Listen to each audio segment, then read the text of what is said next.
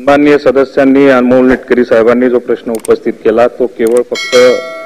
April महिन्यातल्या 8 तारखेपासून 11 तारखेपर्यंत केला होता। पण त्याही पुढे या सभागृहाला मला एक निदर्शनात आणून द्यायचंय की केवळ फक्त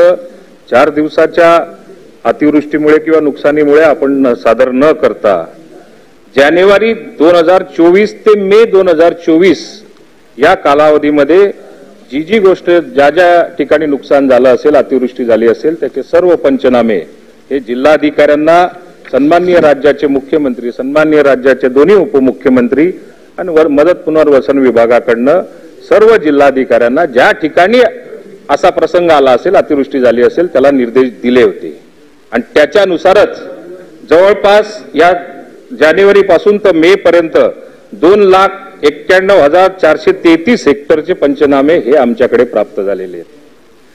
सभापती महोदय, त्याच्यामध्ये 3,23,219 शेतकऱ्यांचा समावेश आहे। त्याची किंमत जवळपास 495 कोटी रुपये असं त्या प्रस्तावामध्ये आमच्याकडे मागणी केली। पण मंत्रिमंडळाच्या बैठकीमध्ये एक निर्णय त्याच्यानंतर असा झाला की आपण एनडीव्हीआयचे निकष लावून या प्रस्तावांना ताबडतोब मदत केली पाहिजे आणि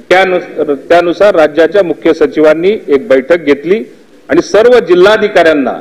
एनडीव्हीआयचे निकष लावण्याकरता कृषी विभागाच्या परभणी विद्यापीठाच्या माध्यमातून हे सर्व निकष लावून आमच्याकडे प्रस्ताव सादर करा। ते सर्व प्रस्ताव आता संबंधित जिल्हाधिकाऱ्यांकडे पाठवले गेलेले आहेत आणि संबंधित जिल्हाधिकाऱ्यांकडनं साधारण 15 जुलैपर्यंत आमच्याकडे त्या प्रस्ताव सबमिट झाल्यानंतर किंवा आमच्याकडे प्राप्त झाल्यानंतर 15 जुलैपर्यंत आपण त्याच्यावरती मदतीची कारवाई पूर्ण करण्याचा प्रयत्न करणार।